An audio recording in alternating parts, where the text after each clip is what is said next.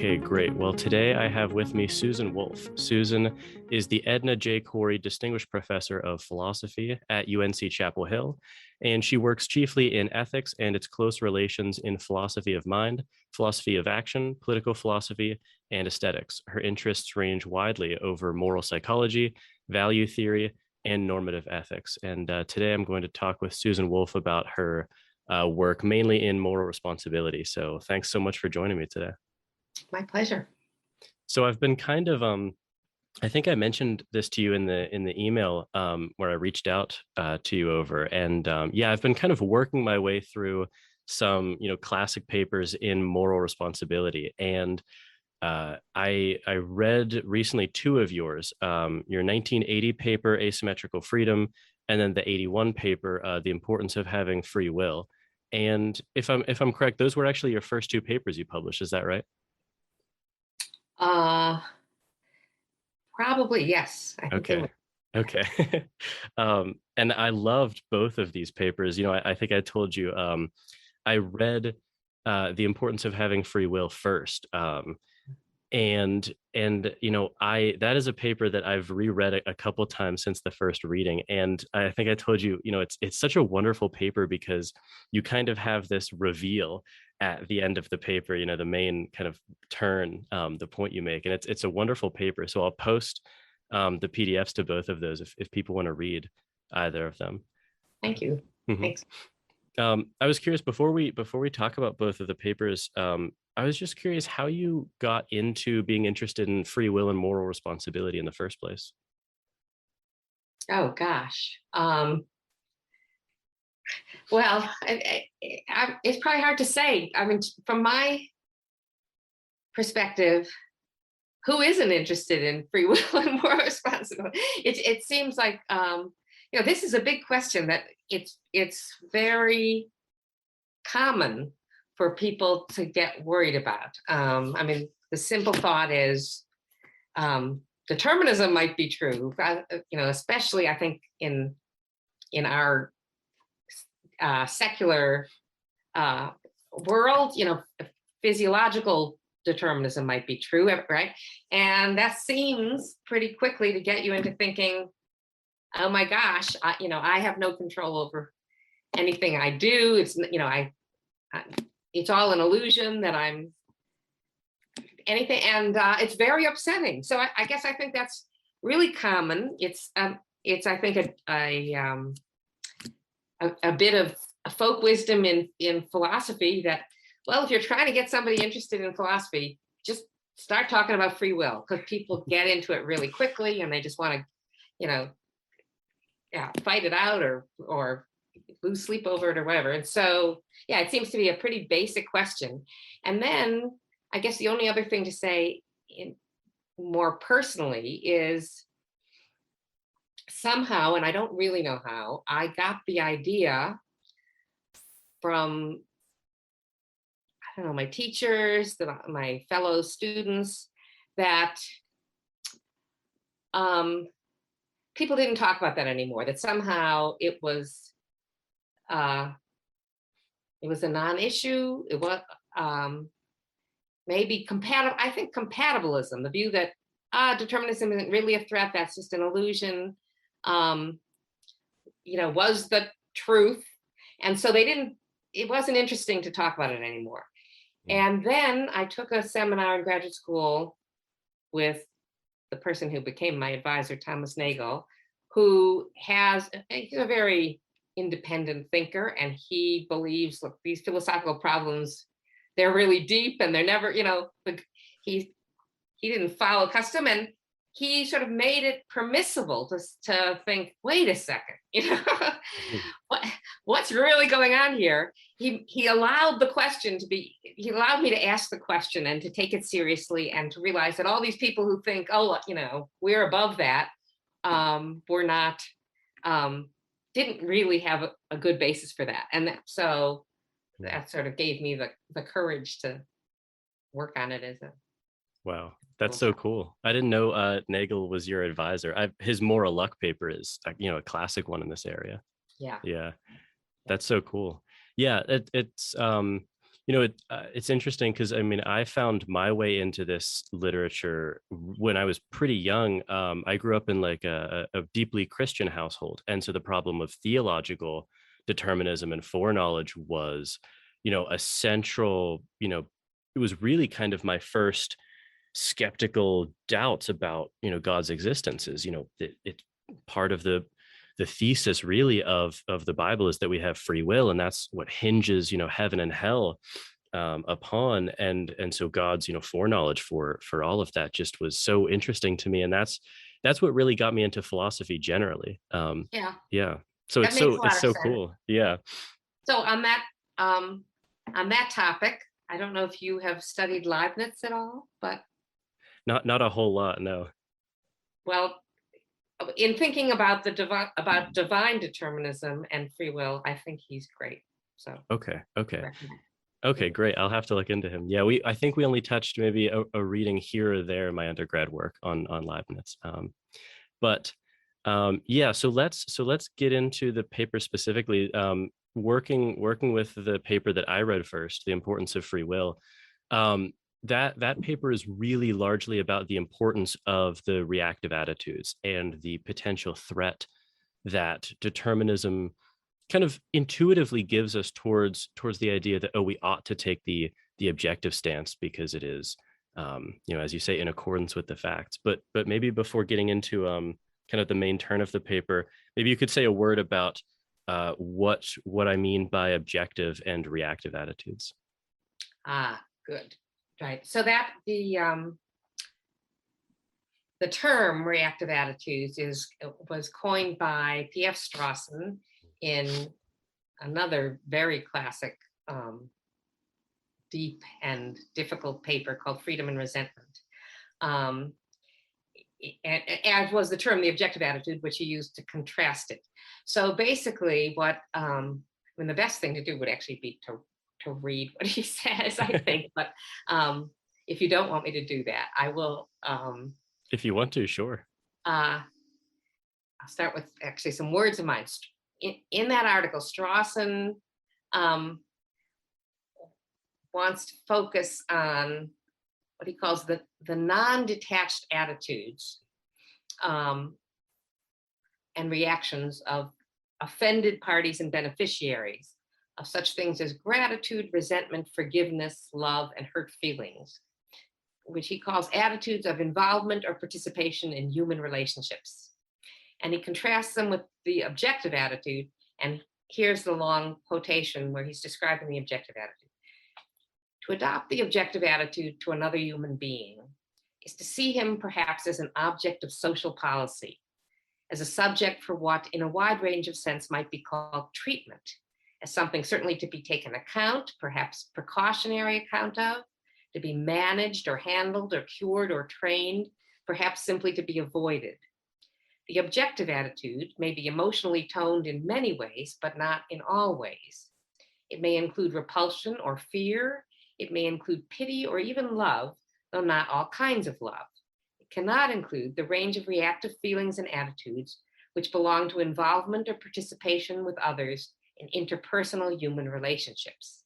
It cannot include resentment, gratitude, forgiveness, anger, or the sort of love which two adults can sometimes be said to feel reciprocally for each other.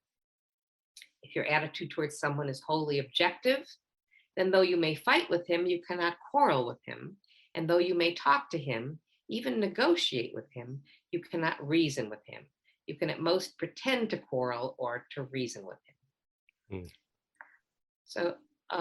So basically, I mean, Strawson's idea is that when we regard each other as morally responsible for what we're doing, for what we do, that goes hand in hand with thinking it appropriate to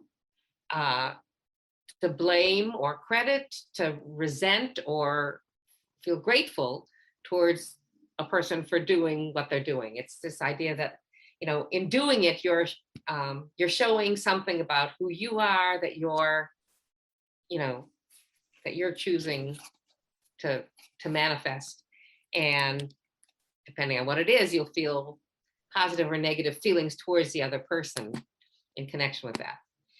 Whereas when you think, oh, look, you're just an automaton or a lower animal that doesn't have the kind of capacities for these um, feelings of goodwill or ill will, right?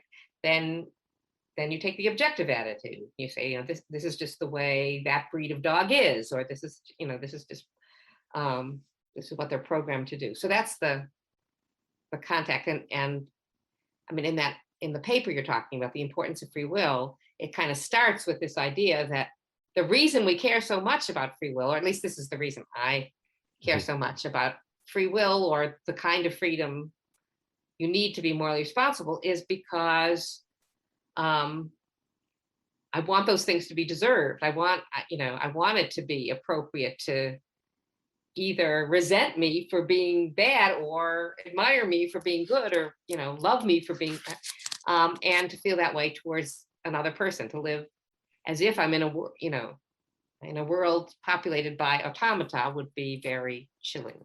Mm.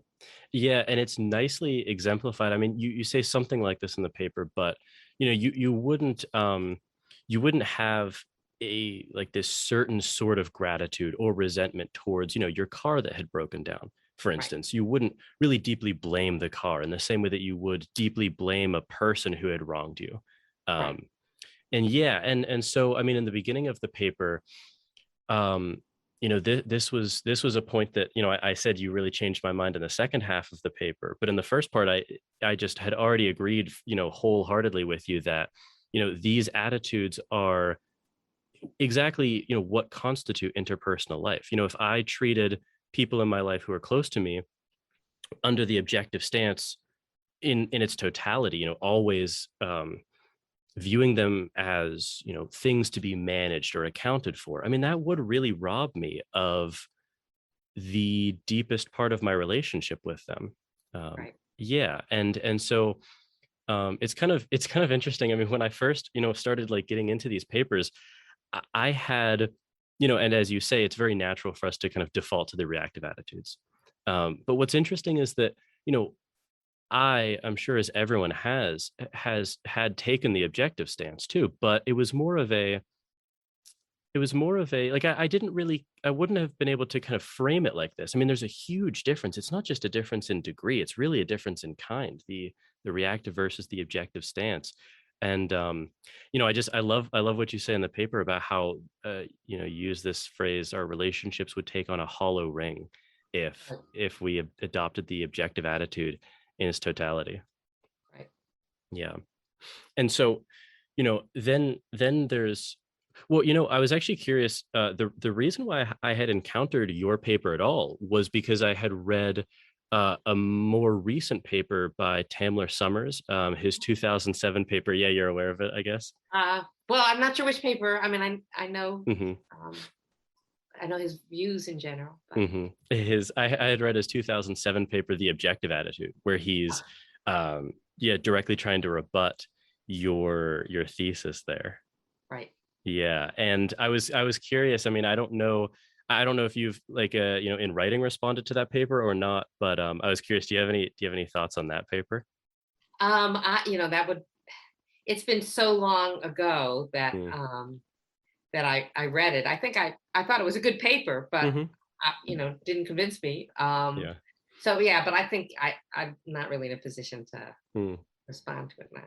Yeah, it's a really good paper, but again, I didn't find it too convincing. And what's funny is he has since kind of reneged on that paper too, and said that this was just totally not my views at this point, and he reverts much more to Strawson's perspective now. Which is cool.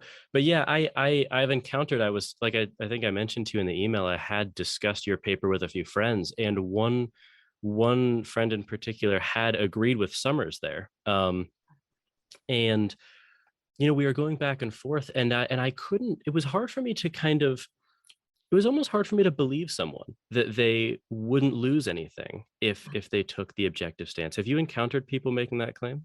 So Tamler himself, I know, I mean, he was actually a graduate student when I was uh, at Duke, when I was at the beginning of my teaching at UNC. So Oh, he took a course with me, okay. and he was already kind of a hardline Hmm. uh, Galen Straussonian as opposed to PF Straussonian, and and so he was defending that he had this attitude, that he thought this was the right attitude, but he's also in person like a really appealing person with really good relationships to and he loves his daughter, he loves he's Hmm. got good friendships. So I found myself thinking, you think you're doing this, but this is not an accurate description of what you're thinking and feeling about them. That was my attitude at the time. But that's kind of an ad hominem thing that you would have to defend with personal experience. So I'm not really sure what else to say. Yeah, yeah, definitely. Yeah, it's hard to really challenge that without kind of doing a little bit of mind reading, which is always unfair. Yeah. I mean, actually, again, this is kind of ad hominem too. I do think there are people who go through life with more of the objective attitude towards everyone around them, um, and feel that that's right, and don't feel like they're deprived, or at least they think if I'm mm, living in accord with the facts and so on, or whatever. mm. And I just think, yeah, those are people there are limits to the kinds of relationships they can have. And so I would, from the point of view inside of what we'll call a Straussonian set of values, meaning P.F. Strawson, Mm. I would regard that as a diminished life. But it's not that it's an unlivable life or a life that's completely, horrifying. It means that your relationships are much more instrumental, I guess. You might enjoy Yeah. being with someone, but you don't have a meeting of minds or anything. You can't have that kind of soulmate relationship, and you don't get angry with them. But on the other hand, well, I think anger is fine. I mean, you can't get close enough to them to be angry at them in the way we might get angry at people we care about. Hmm. Yeah, I mean, it sort of it does seem to change your relationship with people as, like, other potential agents to more of just objects. You're almost kind of surrounding yourself with more and more, like, almost toys in a sense, as opposed to people. Yeah. Right. Well, I mean, look, to be fair, I don't want to spend too much time on this if you want to move on. Take a pet. Um, I think I think in Strawson himself would say, the relationships you can have with a pet are all ones that are compatible with objective attitudes. So in the quote I read, it was like, look, there's even a kind of love you can have for someone you take an objective attitude towards, but there are limits to that love, and there's other kinds you can't have. And I mean, I know there will be a lot of disagreement among pet lovers, depending on what kind of pet they have and so on, about what kinds of relationships are possible. But even someone who is, relatively unsentimental about these things and says, look, I know I can't, I know that let it be a dog, though this is one of the more controversial ones for good reason, I think. I wouldn't resent my dog for doing something because they can't really appreciate any reason not to or something. But still, you can really love your dog, and the dog can bring a lot to your life and all, even if you draw the line in a way that you wouldn't to a potential soulmate, so to speak. And so it's not that it's terrible, right? Hmm. It's just that I'm aiming for something different. And Yeah. yeah. Yeah, no, I totally agree with you. Like I have a dog, and yeah, it's a relationship with a dog is just all good. But if every relationship in your life had that quality, something would be totally lost. Yeah, yeah. Yeah, right. Um, so let's get to the so the major turn of the paper is, I think again I said this in the email. I mean, I had to when I first read this point by you, I honestly didn't get it at first. I was like, what is she going on about? This comparison to, um, the you had the change between the unwilling addict and then the determined robot and then our determined selves. And so you lay out the point that there are many reasons, or at least potential reasons, to take either attitude, the objective attitude or the reactive attitude. But one, you might think, very important potential reason to take the objective attitude is that it is an act which is living in accordance with the facts, as you say. So maybe explain, if you could, what you mean by that reason specifically. Well, let me try anyway. I mean, the thought is, if you believe that if we're completely determined, then um, then it's not really up to us to, you know, believe one thing or another, to choose what, you know, to choose to do one thing or another, and so on. Then, um, then the belief that a person is responsible, or that resenting and feeling grateful to people is appropriate, seems undermined. Seems like, well, if we are these totally determined beings, then we really shouldn't blame someone for being a jerk because he's determined to be a jerk. We shouldn't love someone for being so, kind, and because she's determined to be kind. It's not like she's choosing it. So you might think, a person who's got his eyes open, who's not in denial about the fact of determinism, or in denial about the fact that determinism implies this, is taking their psychology where the arguments lead them, right? I mean, it's just inaccurate to think that they have the kind of freedom that would warrant feelings like resentment and indignation and gratitude and admiration. And so, wanting to, be true to the facts, you stop having those feelings. You take the objective attitude. Mm-hmm.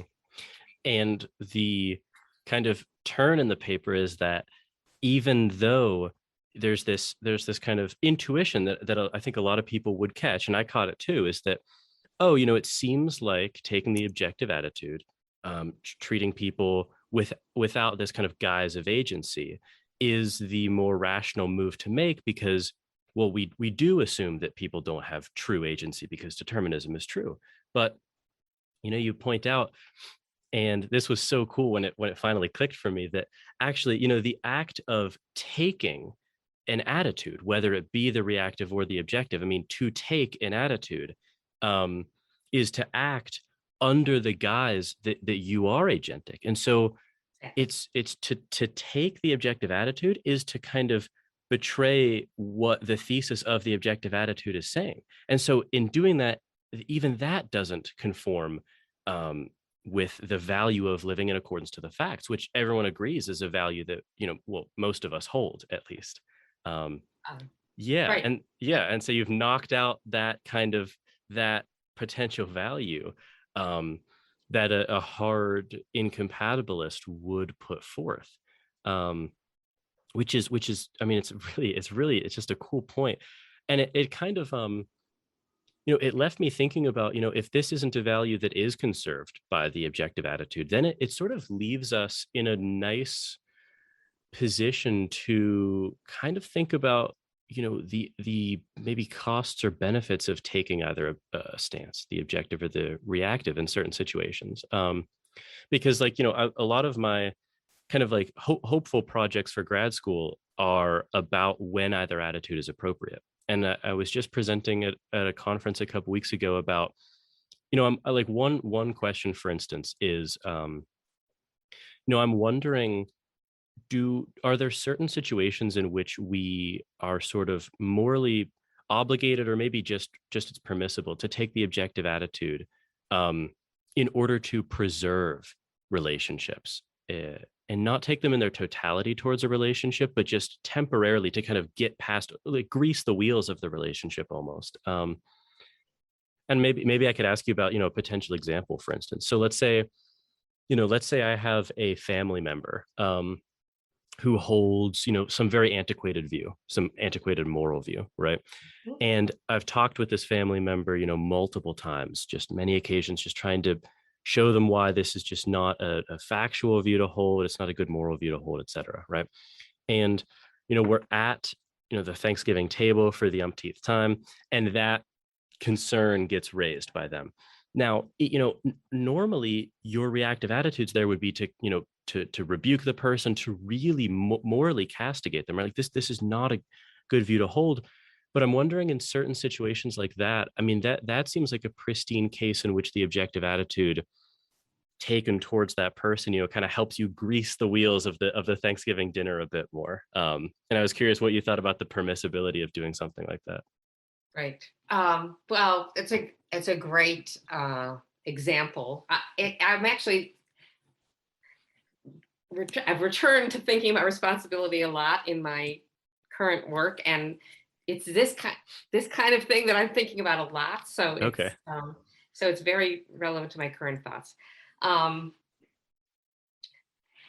yeah, there's a lot of different ways one could go about this. One thing is to actually refer back to Strawson when he talks about the objective attitude and the reactive attitudes. He mentions specifically that, look, we can take the objective attitude towards people, um, and the issue is whether you take that exclusively and think like you Hmm. that right. But when he talks about how we can do it and sometimes do it, one of the phrases that is very memorable is to uh, to remove or reduce the strains of involvement. Hmm. And I mean, I think that's exactly apt to your kind of example. It's like go if I respond to this person reactively with the participant stance, we are gonna get into a horrible fight. It'll ruin Thanksgiving dinner. It might ruin our relationship. And so you back off from that and you say, well, he's a creature of his time. Well, but and so on. So absolutely, that's permissible. Hmm. That said, I would also want to go in a couple different directions. One is, um, look, none of us are completely responsible about everything we do. We all have um, blind spots in which we are behaving like automata. I mean, they're not literally automata, but you know, we're complicated creatures, and we have defects where we can't see certain things, where we just have this uncontrollable response. And you shouldn't take the reactive attitude to them. That doesn't mean, oh well, they're not responsible human beings. It means, with respect, I mean, you can take any kinds, there's hundreds of examples like this. I mean, take someone who's an addict, right? Hmm. Well, being an addict isn't the only thing about this person, but it could be that with respect to a person's addiction, it could be, and I'm going to keep that open, that it is appropriate. Certainly a therapist is going to want to say, all right, don't regard this as something that the person has the kind of freedom about, the kind of control over, that you should regard them as morally responsible, right? This is something to be dealt with, and it's to be managed, to be treated. This is something maybe the person himself should think of as something to be managed or treated for a while. Maybe. I mean, it's another controversial issue. I don't mean to, put uh, my foot that too far out on the limb, but I mean, so it's one kind of example. But anyway, right, in lots of ways, someone who is responsible about many, many things and for whom you have a participant relationship will still have aspects of their lives in which are it's just unjustified to regard them as responsible for that, right? Mm. So that's one thing. And so then, of course, you have to do that. With respect to a question like what, an example like yours, where, I mean, let's just take, the person is deeply sexist, let's say, right? And, when these things have come, or, political, I mean, this is a huge thing in families, especially in recent years, where you just feel like you can't talk to this person, or at any rate, you can't convince the person is not going to see things your way. You're not going to see them that way. What should you do? I think these are difficult issues, and you have to, and they're based on what's the right thing to do or the best thing to do is going to be very personal. In a way, I feel like, look, there are a lot of people who, let's take someone you disagree with and where you think they are just not seeing things right, their values are wrong. Maybe you understand where they came from and why they have those values, but you also think, and there's no reason why you shouldn't, they're capable of doing better. I mean, I look at my own life. I have lived through a lot of social changes in which social values and understanding of certain kinds of social issues has really, have really moved far. And as a creature of my time, I had one set of attitudes when I was in high school, and and the more I lived, the more I've read, the more I've talked to people, I mean, a lot of my attitudes have changed. So I know, look, people can change. And sometimes I feel like, well, if you wanted, the right thing to do is to try to get them to change. I mean, if they can. And also to listen to them, because maybe they're the ones who are right and you got to change. I mean, so I don't, when you say, is it permissible to just take the objective attitude, say, look, this is who you are, this is who I am. We're not going to hold each other responsible for that. We're just going to manage it. Sometimes that is obviously the right thing to do. Sometimes it's the only right thing to do. Sometimes it's an option that is better, all things considered, for peacefulness, for your own peace of mind, for your relationship, whatever. But sometimes I think people should really try to go beyond that. You have to learn how to go beyond that in a effective way and in a respectful way. But yeah, and sometimes I think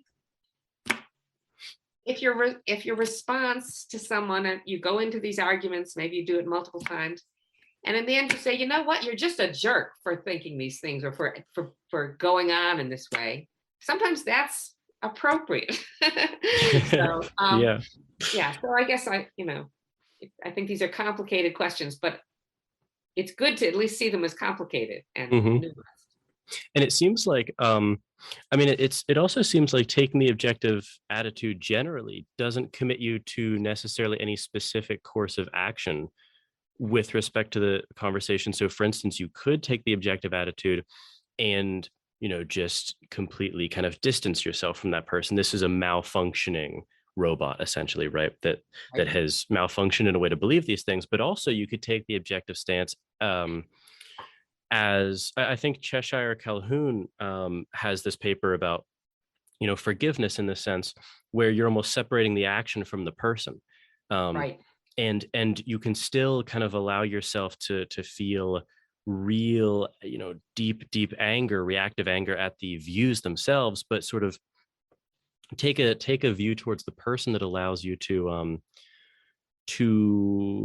hopefully be more persuasive in a way that's not maybe corrupted by your reactivity in that instance, which isn't to say that reactivity isn't sometimes warranted, Right. also. But Yeah. yeah, that's okay. That's super interesting.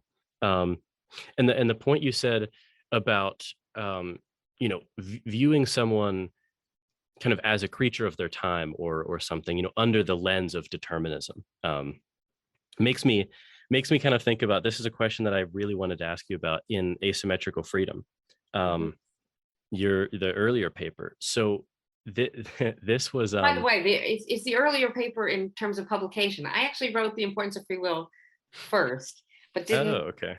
didn't send it out for publication, and so it was just that's just Okay. a autobiographical fact.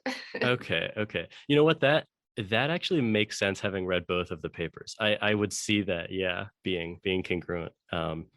So in um Asymmetrical Freedom, I might have mentioned this over email, but you totally changed my mind about what you can do with determinism's truth in the beginning of that paper. So I I had been totally, what I might call now sort of a naive hard incompatibilist, where I would say, you know, well, and it's intuitive. Like, I think almost everyone has this intuition that, if you just admit the thesis of determinism, we are comprised of things that none of us chose, right? None of us are causa sui.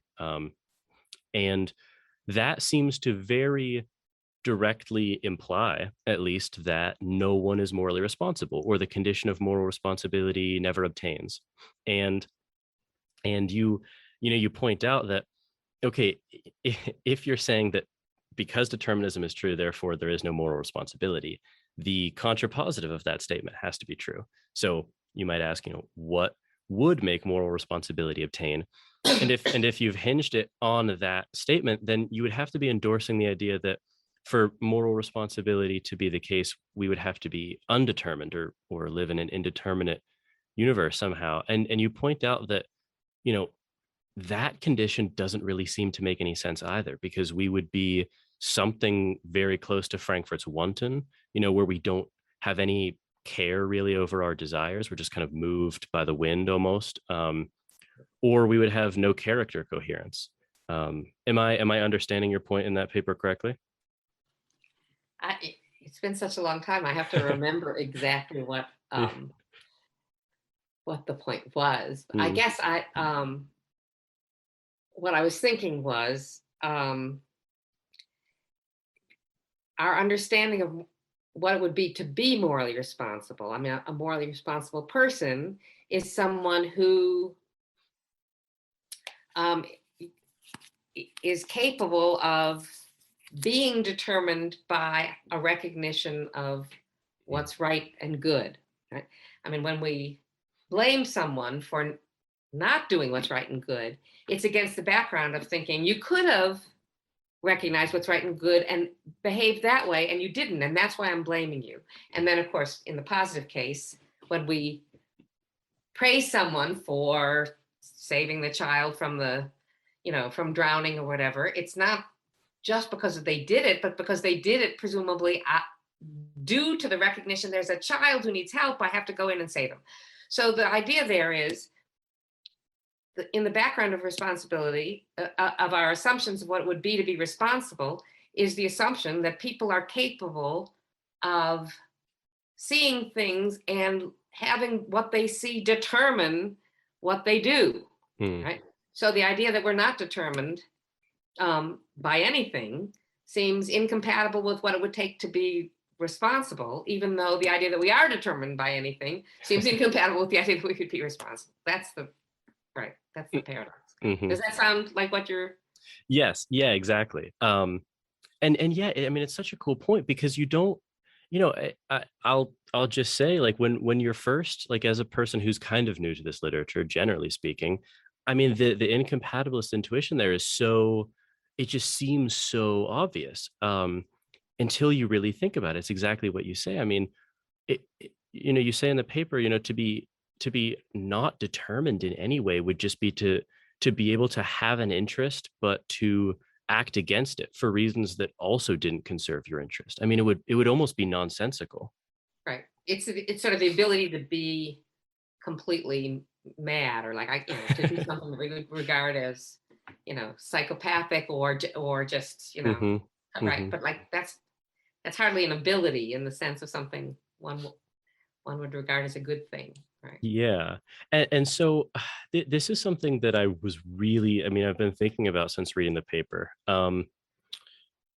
It's okay. So it seems like you're totally right that you can't you can't just say because determinism is true, therefore, you know, moral responsibility just does not obtain in any way, right? Because of the counterfactual that you laid out. But I'm kind of wondering if, because it still seems like, okay, if we say that the thesis of determinism is true generally, that seems to kind of almost like open the door to the objective stance. Because if people weren't, if people were indeterminate in the way that you lay out, that doesn't make any sense, right? The objective attitude would be kind of odd, in my opinion, because it wouldn't be tracking anything. Like people wouldn't conform to patterns of behavior, right? Um, so if we do say that the thesis of determinism is true, I don't think that it, because of your points in both of the papers, I'm not sure that it either demands the objective attitude or even gives it some like huge theoretical weight. But I wonder if it gives it some kind of practical power almost. So the very fact that we are kind of creatures of all of our own times and we're determined by these things, it almost seems to kind of, unlock the door a little bit to the objective attitude, and it makes it more efficacious. I don't know. Does that thought seem to have any traction for you? Well, it's interesting. I guess there are two totally different thoughts that your comments suggest to me. I mean, the first, your idea that, well, if determinism is not true, Mhm. I mean, in particular, I mean, I should, to be more specific, if like people are just not determined by anything and therefore kind of completely unpredictable, right? Because their behavior is random, and right, then the objective attitude wouldn't be appropriate, because it, um, I mean, I think what you're emphasizing there is the aspect of the objective attitude as a way of looking at people as to be managed or treated or handled. Mhm. Well, if someone is unpredictable and there's no handle, Yeah. you can't manipulate them because there's nothing to hold on to, right? I mean, Mhm. so in that sense, I agree. The objective attitude of, all right, I'm going to treat this as an instrument or a tool, which I will manipulate or negotiate with that way. That wouldn't make any sense but on the other hand, there's another way of thinking about the objective attitude as just not the reactive attitudes. I mean, the point is, not that you're actually successfully managing or handling or treating anything, but just that you're saying, look, this is not a person, not Mhm. a subject to subject kind of relationship. So you just have to. It's like it's like living in a world of, you know, radioactive particles. It'll just go off at any unpredictable time. How do you do it? I don't know. Um, do you say I'm taking an objective attitude towards these particles? Well, yes, actually you are, even though it's of no practical value, but it's Mhm. the right value. You might still think it's better than the alternative. So I guess I don't think a kind of extreme non-determinism would not is incompatible with the objective attitude in that sense. But Mhm. the other thing I wanted to say, which is a completely separate point, is that um, the way I was thinking in that paper, and maybe in general, about what does it take to be responsible, wasn't, well, determinism has to be true in order for us to be able to be determined by good reasons. The thought is, it's more like this. It's that, look, there is an intuition that, or at least it feels like the right description of an intuition, that if determinism is true, then we're not responsible, the objective attitude is appropriate. But if that intuition were correct, it would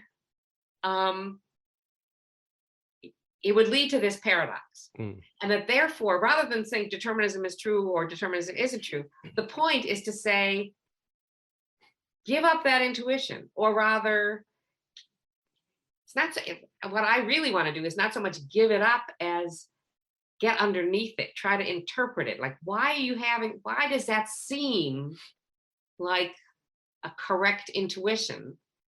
Is maybe you're confuting something or not recognizing a distinction or something like that. And so it's not so much that I think determinism is true or that it's not true. It's that I think the connection between the truth of determinism and the absence of moral responsibility is what we need to investigate or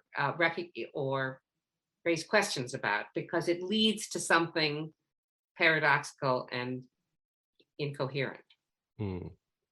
Yeah, that's super interesting. Yeah, I don't have, I've got mixed intuitions about that thought that I just kind of laid out. And I'm definitely still trying to work through it. Well, okay, Yeah. I can tell you one way in which this is one way of paraphrasing what I was trying to do in that paper. It's that, so what I actually think is going on is we have this intuition that if we're determined, we're not responsible. And but the reason for that is that we're picturing determinism as like determinism by physical forces, right? Like, I'm just being pushed about. So my belief isn't really a response to an argument, it's a response to neurons firing, which is a response to some other physical thing. And it sort of takes the psychological out of the picture almost, right? But if you think of determinism as compatible with psychology, with our, I can be determined, let's say I can be determined to believe that 2 + 2 = 4. Well, there's one way I could be determined to it, which is, a neuroscientist, tie some electrodes to my brain and implants that belief in me, right? All right, well, that would be one way of being determined to believe it, in which I deserve no credit, no blame. It's just like, and I am totally helpless with it. But the actually more realistic thing is that you're determined to believe that because through a gradual series of events, you learn arithmetic, right? You go to school, your teacher tells you, here's what, here's 1 pebble, here's 2 pebbles, who's 3 pebbles, when you put 2 just go through it, and you're determined to reach that conclusion through this series of steps. But that series of steps is also the series of steps by which you actually, it's not just like I'm determined to have this belief, I reason to this belief. I mean, that's such a simple belief, maybe reason is right, but you build on that onwards. And when you think, oh, you're determined by reason and good education, like education has taught me how to, add, 3-digit numbers to each other, or education has taught me how to balance my checkbook, right? To think that, oh, well, I'm not responsible for it doesn't seem so obvious anymore. Determinism doesn't seem to undermine your ability to balance your checkbook. I know people don't write checks anymore, much less balance them on their own. So that was a really outdated example. But all right, we'll come up with some other example. But anyway, Right. So my one thought is, look, we get this intuition because we have a very narrow view of what being determined Mhm. by something would imply about us.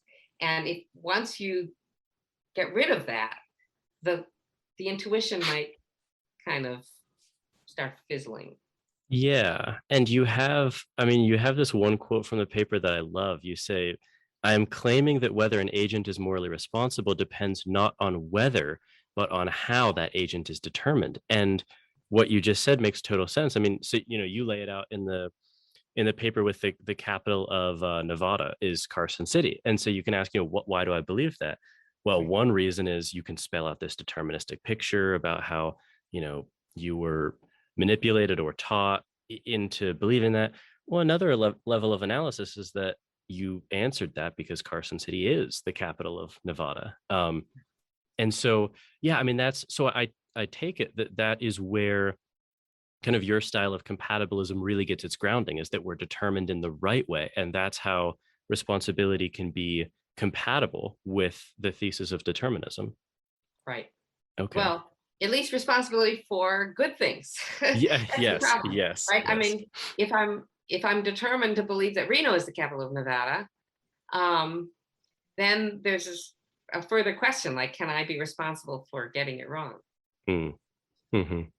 Yeah. And that, I mean, that asymmetry point there is so it's such a cool and really, I think it's a wonderful point because it's um it has a happy result too. I mean, we get to enjoy people really and delve into the positive reactive attitudes, but it kind of undercuts the negative ones in a way, um, which I love, and it seems so like it seems both. It's one of these points where it's both theoretically intuitive to me, but it's also consequentially just a wonderful conclusion. Also, Uh, right. Well, it certainly mitigates a lot of the negative attitudes. I mean, I don't mm, actually feel confident that we are determined, at least in the relevant ways, to do all the things we do. I mean, I don't. hmm. So, uh, so I do think some of the time we are responsible for doing the wrong thing, Yeah. because it's in the relevant way. I feel like I could have done better. I could have known better. I didn't. I failed, and Mm, the failure is on me. But it's not compatible with a certain kind of determinism. hmm, Um, hmm. right. So, Yeah. Yeah, which is motioning towards your point of we have to be determined in the right way, I take right, it. Okay. right, Okay. right. That's super interesting. So you said I know we're coming up on the hour mark, so I want to be mindful of your time, but you said you're kind of circling back around to responsibility questions again in your work. Yes, right. Okay. Okay, cool. What are there any kind of specific areas that you're looking to focus on again? Um, yeah. I mean, I haven't changed my mind so much about anything, but but things are more complicated than I guess than I felt they were when I wrote those early things. One thing that I'm interested in is, and actually this is connected with your relative at the Thanksgiving table, I think, Mm, is the idea that when we think about responsibility, and especially when we think about responsibility for bad things, we have a certain paradigm of what it takes for someone to be blameworthy, which involves, which does involve some kind of freedom to do otherwise. mm, Um, and so the long history of people worried about freedom and determinism is focused on their ability to do otherwise. Um, and that's connected to a conception of being blameworthy that has to do with being accountable. I could have done it.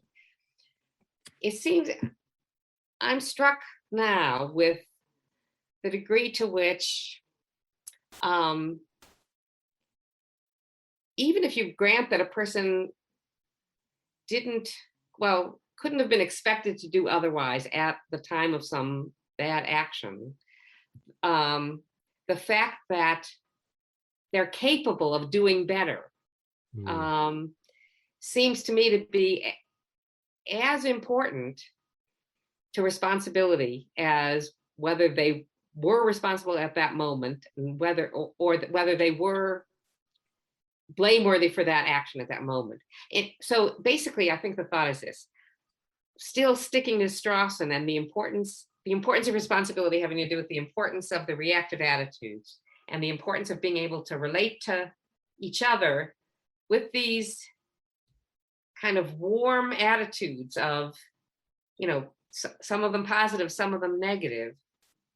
Seems to me we focus too much in thinking about responsibility on these individual acts that for which we want to hold people accountable, meaning, Mm. They should be punished or they owe us an apology, right? And I think of all the ways in which, the ways I relate to the people that I have personal relationships with, there's a lot less of that and a lot more of just kind of criticizing someone for having the character and values they have, or really being, feeling affection to someone for the character and values they have. It's not so much you're responsible for this action or that, or you're accountable. It's rather, why do you see the world this way? Why don't you think differently? And I think the ability to do otherwise, the ability to have control over it, becomes much less important than the ability to see the world right, which you don't have control. You don't have control. It's sort of implicit in my earlier views too. You don't have control over what values you actually have. You can try to be more open-minded, you can try to think, be more reflective, but in the end, you're going to have the values that seem right to you, which is not up to you to choose, right?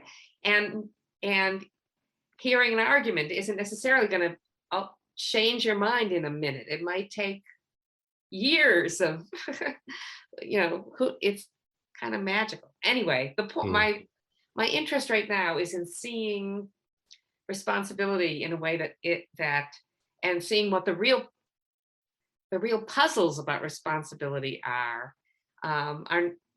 think should not all be placed on these moments of action and will and decision, and more on our ability to, which is not within our control, our ability to respond to the world in ways that are better and worse. That sounds super interesting. A little vague, sorry. No, that sounds very interesting. So what I'll do in closing is I'll link both of the PDFs to the papers that we talked about. But if people want to kind of, I know you've written on many other subjects. Is there kind of a central website that I can point people to, or leave a link in the description for? I've never been very good about managing, a website. I have a link through the UNC Philosophy, University of North Carolina Philosophy Department, which will link to a CV with, lots of things that I've written. But I've not been very good about trying to put it in any kind of order or explain myself. Okay, I'll leave a link to the UNC website then. Susan, stay on the line if you would, but thank you so much for doing this. This was a ton of fun. Yeah, for me too. Thanks for having me. Okay, well, I hope you enjoyed that episode. I really, like I said to Susan after we ended the call, it's an amazing experience to get to talk directly with an author whose work I cite in some of my perspective writing. So thank you to Susan for coming on the show again. And like I said, I'll include links to her UNC Chapel Hill philosophy website, where you can find the list of all of her publications and written works there. If you want to support this show, you can do so by sharing it on Twitter or on social media generally. You can rate it on Apple Podcasts, You can like this video or subscribe on YouTube or on your RSS feed. You can discuss these episodes on your own show and link back to these, or you can connect me with guests or recommended topics to cover. And you can contact me at platoscavepodcast@gmail.com, and you can follow me on Twitter at Jordan_C_Myers. And as always, thank you for listening, and keep struggling to escape the cave.